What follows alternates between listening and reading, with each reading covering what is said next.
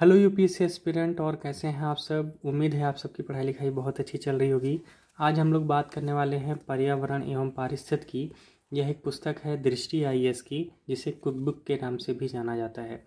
आज हम लोग बात करेंगे इस पुस्तक के बारे में और ये जानेंगे कि प्रीलिम्स या मेंस के लेके क्या ये पूरी संपूर्ण पुस्तक है कि हमें इसके आगे भी कुछ और करने की ज़रूरत है, क्या दूसरी पुस्तक पढ़ने की ज़रूरत है। सब कुछ बहुत डिटेल में समझेंगे। लेकिन उसके पहले कुछ बातें आपको बता दूं। इस चैनल पे आपको सीसैट की पूरी कक्षाएं मिलेंगी। उसके बाद एनसीईआरटी को बहुत अच्छे से कवर किया जा रहा है और भी कई चीज़ें हैं जो आप यहाँ पे कंप्लीट कर सकते हैं। तो प्लीज़ चैनल से ज़रूर जुड़ जाइए, इतनी सी रिक्वेस्ट है आपसे। चलिए, इस पुस्तक के बारे में बात करने से पहले कुछ आपको पॉइंट बता दूं कि किसी भी पुस्तक को पढ़ने से पहले कुछ बातें ध्यान रखा करिए। सबसे पहला कि हमारा सिलेबस क्या है ना। नंबर 1 सिलेबस की, और उसके बाद सिलेबस के बाद आप सबसे पहले ये जानिए कि पीवाईक्यू क्या है, हमारे प्रीवियस ईयर के क्वेश्चंस क्या आए हैं। लेकिन एक बात और बता दूं, आप सबसे पहले जाइएगा यूट्यूब पर और यूट्यूब पर ये देखिएगा कि क्या कहीं पे मुझे इकोलॉजी इन्वायरमेंट की क्लास मिल जाएगी। अगर आपको इकोलॉजी इन्वायरमेंट की क्लास मिल रही है तो आप क्या करेंगे, वो क्लासेस कर लीजिए, जिससे आपको आपके सिलेबस का पता चल जाए। लेकिन ध्यान रखिएगा, सिलेबस आपका यूपीएससी से ही रिलेटेड हो, ना इधर उधर की बातें नहीं पढ़नी है, क्योंकि यूपीएससी बहुत ही स्पेसिफिक है। इस बात को ध्यान रखिएगा, ठीक है। अदर वनडे एग्ज़ाम नहीं है ये स्पेसिफिक है, इसीलिए यूपीएससी को सेगमेंट में ध्यान में रखना है। दूसरी बात ध्यान ये रखनी है कि इस पुस्तक में फिर क्या करना है, आपको पीवाईक्यू देखते हुए इस पुस्तक की इम्पोर्टेंस को समझना है कि कहाँ मुझे इस पुस्तक पे ज़्यादा फोकस करना है, कहाँ कम। ठीक, उसके बाद क्या करना है, इसमें बहुत सारे क्वेश्चन दिए हैं, उन क्वेश्चन को आप सॉल्व करेंगे और किताब को बार बार पढ़ेंगे, जिसमें हाइलाइटर का प्रयोग आप कर सकते हैं। ठीक है, कि जो इम्पोर्टेंट लग रहा है उसको हाईलाइट कर दीजिए।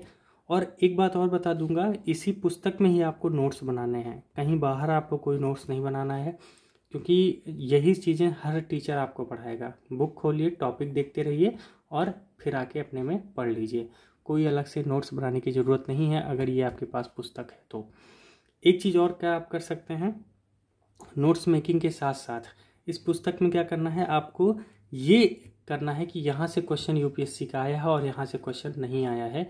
जहाँ से क्वेश्चन आया है उस टॉपिक को एक्स्ट्रा मार्क आप ज़रूर दीजिएगा, 1 स्टार 2 स्टार जो भी आपको लगे, आप एक मेथड ऐसा बना सकते हैं। जब इतना आप कर लेंगे तब ये किताब आपको बहुत बड़ा बेनिफिट देगी, मैक्सिमम बेनिफिट आप पुस्तक से ले पाएंगे। अंत में हम लोग ये बात करेंगे कि क्या ये पुस्तक सफिशिएंट है कि नहीं, लेकिन अभी हम बात कर रहे हैं कि आप मैक्सिमम यूटिलाइजेशन कैसे कर सकते हैं। तो ये कुछ तरीके हैं जिसको आप फॉलो ज़रूर करिएगा। नोट्स नहीं बनाना है, इस बात को ध्यान रखना, क्योंकि ये ऑलरेडी नोट है, क्विक बुक नाम ही है इसका, तो इसी का नोट्स बनाना कोई मतलब नहीं होगा आपके लिए। हाइलाइटर का प्रयोग कीजिए, पेंसिल का, पेन का यूज कीजिए, इसी में उस चीज़ को लिखिए जो भी नया आपको मिल रहा है। तो नोट्स किसका बनाएंगे, देखिए नोट्स बनाएंगे हम लोग हमेशा करंट अफेयर का। तो आप क्या करेंगे, कम से कम 30 से 40 पेज का नोट्स बनेगा आपका पूरे 2 साल का। 2 साल का तो कम से कम बनाइएगा, है ना। वैसे 18 महीने कहा जाता है, 1.5 साल, लेकिन 2 साल का आप बना के रखिए। उसमें जितने भी करंट के इशू आ रहे हैं उसको शॉर्टकट में छोटा छोटा बना के लिखना है। 30 से 40 पेज का बनेगा, इसी में आपका प्री मेन सब कुछ हो जाएगा, ठीक है, इसी करंट अफेयर में। किसी दिन इसके बारे में भी बात करेंगे कि इकोलॉजी इन्वायरमेंट का करंट अफेयर कैसे तैयार करें, लेकिन आज पुस्तक की बात है तो पुस्तक की बात करेंगे। अब देखिए पुस्तक में करना क्या है, आप पुस्तक ओपन करेंगे और आप जब पढ़ाना शुरू करेंगे ना, सबसे पहले तो आपके पास जो ये चैप्टर्स दे रखे हैं, जैसे यहाँ देखिए, है ना, हर एक चैप्टर, जैसे पर्यावरण हो गया, जयमंडल, तो जो भी इम्पोर्टेंट है यहाँ से, जहाँ से कुछ, जैसे आवास और निकेत पे सवाल आया है तो मैंने इसको टिक कर दिया। उसके बाद जयमंडल बायोम, यहाँ से कुछ आया है तो उसको टिक कर दीजिए। पारिस्थितिकी एवं पर्यावरण, यहाँ से जो क्वेश्चन आया है उसको टिक कर दिए। जो नहीं है, जो पुराना हो गया है, आप उसको कट कर सकते हैं। उसी तरह जो इम्पोर्टेंट है आप उसको स्टार बना सकते हैं। इसी तरह मैंने किया है, जो चैप्टर इंपॉर्टेंट है वहाँ डबल स्टार, जहाँ वो है सिंगल स्टार, जहाँ से क्वेश्चन आया है वो मैंने टिक कर दिया है। इसी तरह हर एक चैप्टर का, जैसे ये वाला देखिए सेगमेंट, भारत में पर्यावरण संरक्षण, मैंने पूरा काट दिया कि वो पढ़ना ही नहीं है, क्योंकि यहाँ से आज तक क्वेश्चन नहीं आया और ये काफ़ी ओल्ड मटेरियल हो गया है, तो इसको भूल जाना है, ठीक है। उसके बाद जैव विविधता, उसके बाद भारत में जैव विविधता, उसी हिसाब से मैंने क्या किया है, हर चैप्टर को अपने आप में बांट दिया है। अब जैसे यहाँ देखिए आप, ये वाला पॉइंट, यहाँ क्या लिखा है, भारत में जलवायु परिवर्तन। तो मैंने क्या किया, यहाँ पे देखा कि क्या क्या इंपॉर्टेंट था, जो कटने लायक था मैंने काट दिया और मैंने पूरा इसको काटा है।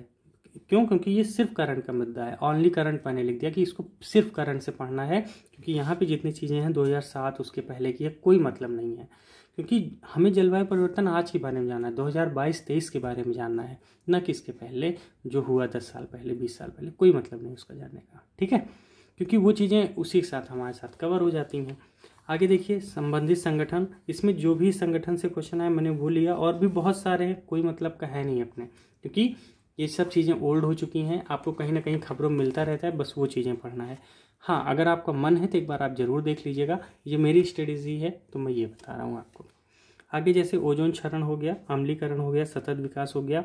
देखिए, सतत कृषि से आप क्वेश्चन उठा सकते हैं, यहाँ से मेंस के लिए आपको क्वेश्चन मिल जाएगा। मृदा पे भी आपको क्वेश्चन मेंस के लिए मिल जाएगा। और देखिए यहाँ पे एक बात और, जैसे ये है तो मैंने मोस्ट इम्पॉर्टेंट किया है कि यहाँ से क्वेश्चन आपको यूपीएससी में मिलता है, क्योंकि ये अधिनियम वगैरह है ना, बहुत सारे अधिनियम दे रखे हैं, तो यहाँ से क्वेश्चन आपको यूपीएससी में अच्छे से मिलते हैं। तो इसको हमें जानना भी चाहिए, क्योंकि मेंस में इसका यूटिलाइजेशन बढ़ जाता है और प्रीलिम्स में यहाँ से क्वेश्चन आते ही हैं।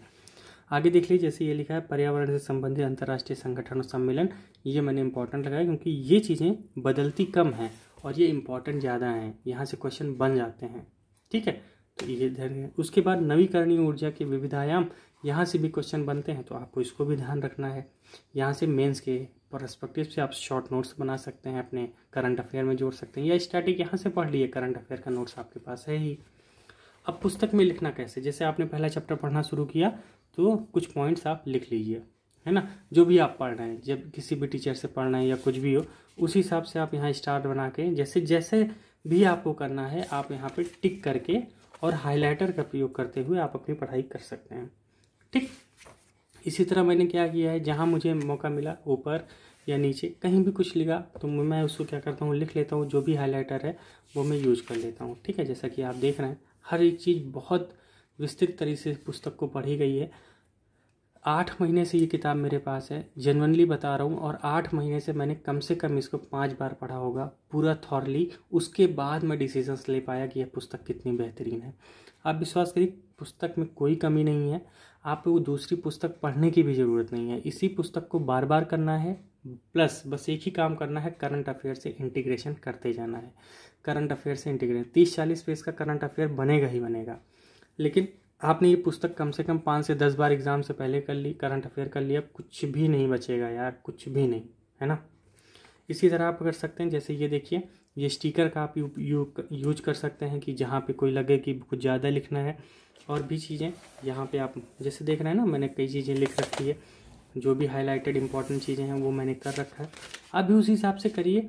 ठीक है, हर चैप्टर पे, और जो चीज़ें लगी नहीं लग रही इंपॉर्टेंट है उसको आप छोड़ दीजिए, और जो लग रहा है कि इंपॉर्टेंट है इसको करना चाहिए वो आप करिए, उसी हिसाब से आप कर सकते हैं।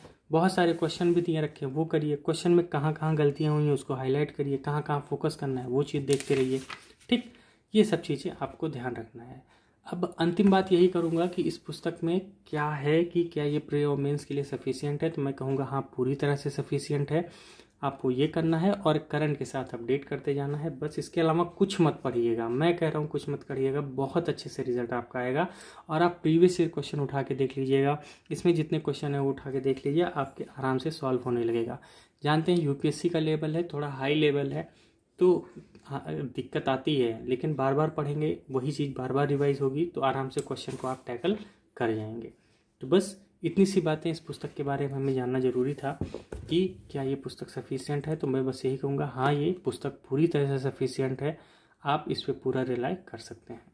और क्या करना है, एक बात, करंट अफेयर के लिए नोट्स जरूर बनाइएगा, नहीं तो ये पुस्तक कोई मतलब की नहीं रहेगी। आधा क्वेश्चन आएगा, आधे क्वेश्चन में आप संशय रहेंगे, क्योंकि पेपर में जो क्वेश्चन ज़्यादा आते हैं वो करंट और बेसिक दोनों बेस पे आते हैं, तो हमें दोनों तरह से तैयार रहना है। ठीक है, तो चलिए, all the best to all of you. बस क्या करिए, अच्छे से पढ़ते रहिए और किताब का बेहतरीन यूज करिए, जैसा कि जहाँ भी मिले अच्छे से चीज़ों को लिखिए, हर पेज पे लिखिए, कोई दिक्कत नहीं, जब भी पढ़िए कुछ नया मिले उस टॉपिक से रिलेटेड आप यहीं नोट कर लीजिए, करंट अफेयर का टॉपिक भी मिले नोट कर लीजिए। बस क्या करना है, कंप्लीट करने से मतलब है। वैसे भी 2 साल बाद इस किताब को कोई मतलब नहीं होगा जब आपका सिलेक्शन हो जाएगा, बस ऐसे इसको माथे पे कहिएगा धन्यवाद आपका, लेकिन मेहनत करना पड़ेगा। तो चलिए फिर अगले सेशन में मिलेंगे दोस्तों। वीडियो पसंद आया तो लाइक कर लीजिएगा और चैनल से ज़रूर जुड़ जाइए। Thank you so much.